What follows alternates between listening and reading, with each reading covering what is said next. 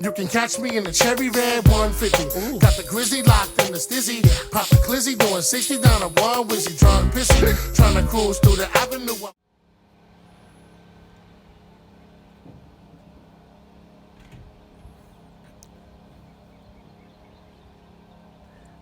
Come out here to make a quick little video, and I guess it's the perfect time for my neighbor, one of my neighbors that I really appreciate and salute, so I ain't gonna get too mad at him, but for him to come out here and start blowing leaves.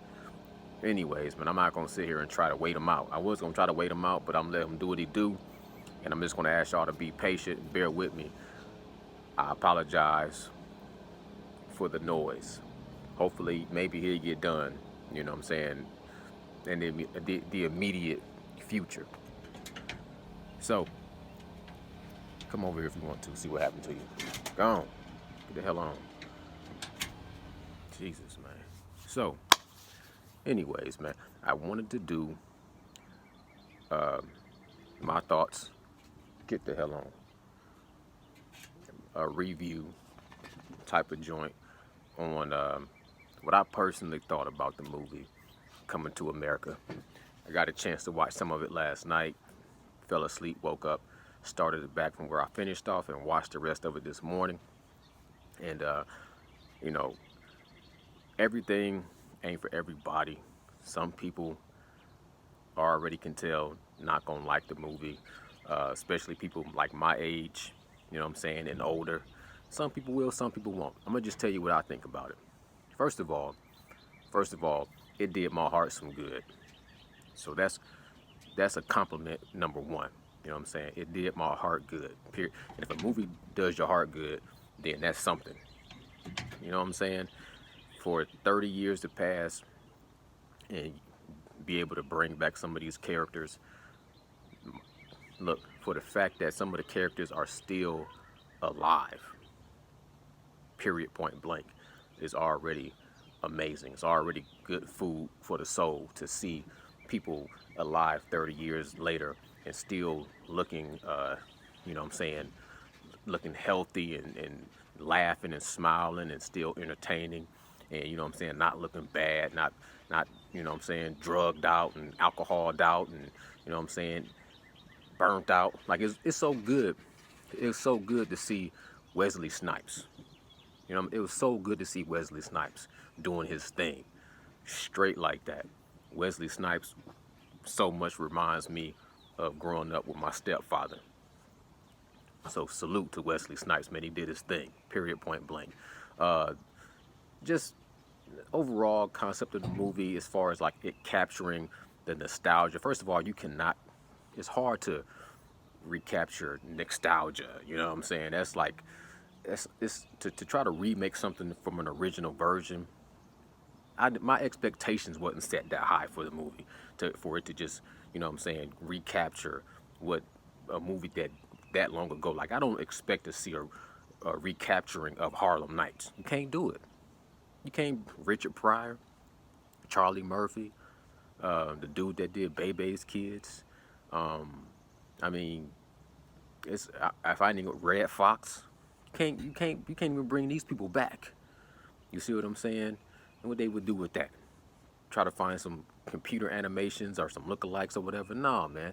So to see people come back from Coming to America and actually be able to pull all that together 30 years later, to me, it was a hit and it was a miss on certain things. Things that it missed on, I was expecting it to miss on. Things that it did hit on, I think it hit it out the park. Of course, the only thing that they missed out on, I feel like, is the whole Soul Glow. Everybody loved the Soul Glow. To this day, people still see next song. If you got anything close to a Jerry Curl, people will see the shine in the oil of my beard and maybe start singing some Soul Glow or nothing but, you know what I'm saying, natural juices and berries. You dig what I'm saying? But it brought back some great scenes, some great characters. They showed just look. I got to go back, and the thing about it too, people want to compare it to Part One. Part One has had years and years and years to marinate. And it's something when you watch it when you were a kid, and then you watch it again when you were a teenager, and then you watch it again as an adult, and you watch it over a course of a lifespan, you pick up on every little thing. You pick up on all the details. You remember everything. You know what I'm saying? It get replayed through music. It replayed through all different kinds of It just basically saturates everything in life. It becomes a part of a culture. You can't expect for a movie to come out and do that instantly. It just don't work that way. Some movies do. Fridays did that. Car Wash did that.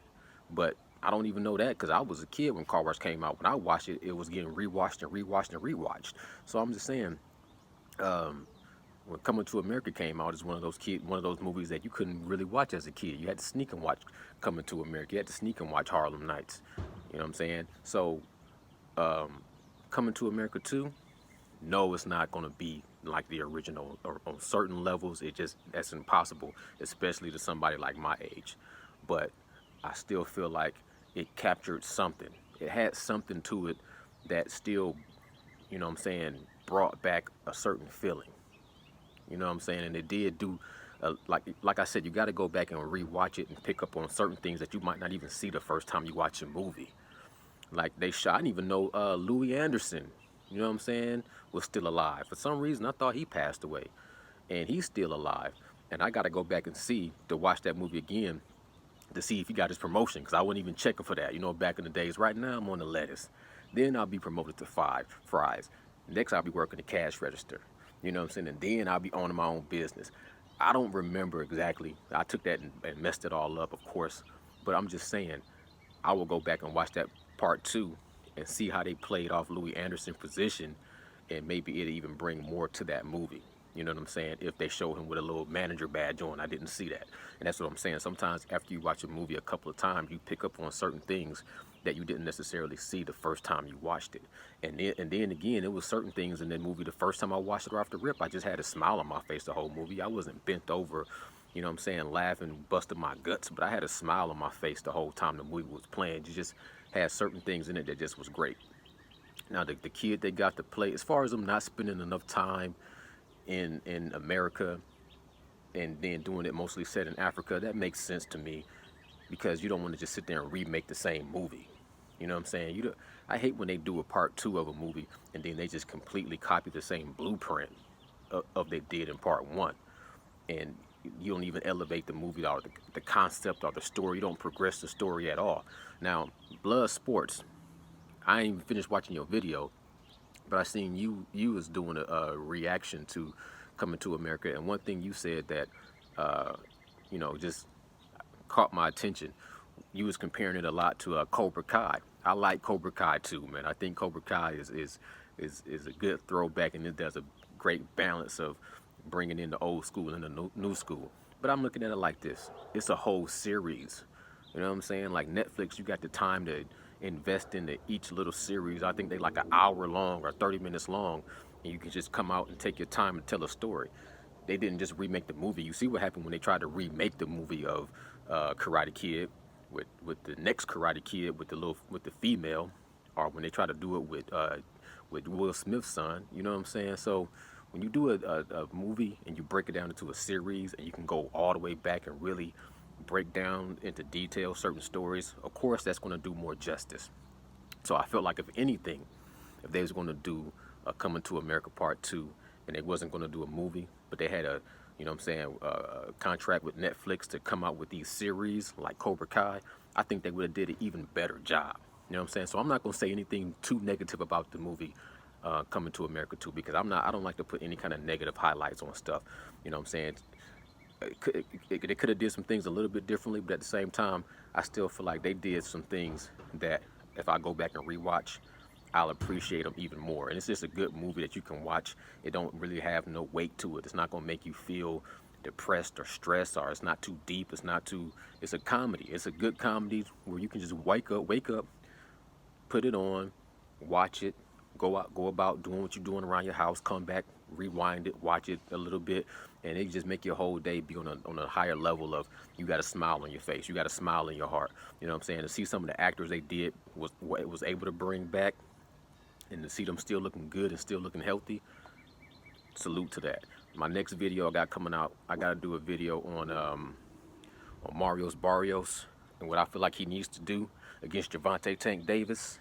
And then I got to do a video for my birthday, because I'm about to turn 41, and I want to show people how I feel about taking care of yourself and life and everything like that at the age of 41, and how I did it and how I'm doing it and how, you know what I'm saying, I feel at 41. You know what I'm saying? As far as diet and life and stress and taking care of your business and, you know what I'm saying, just growing.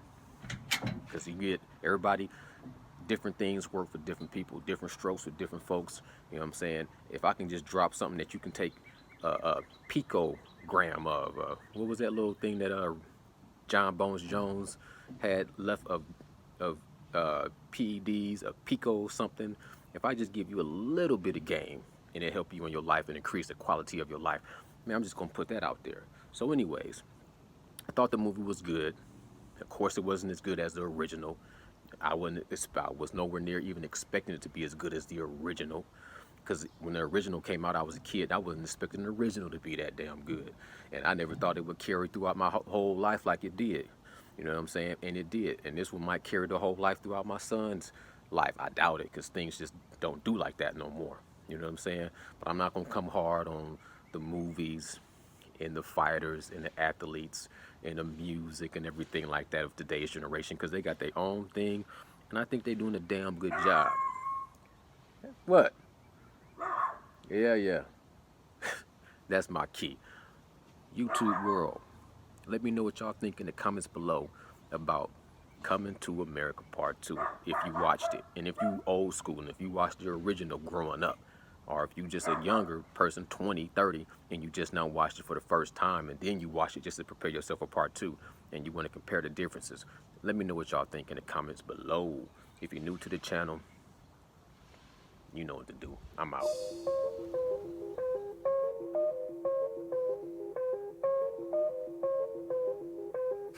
You can catch me in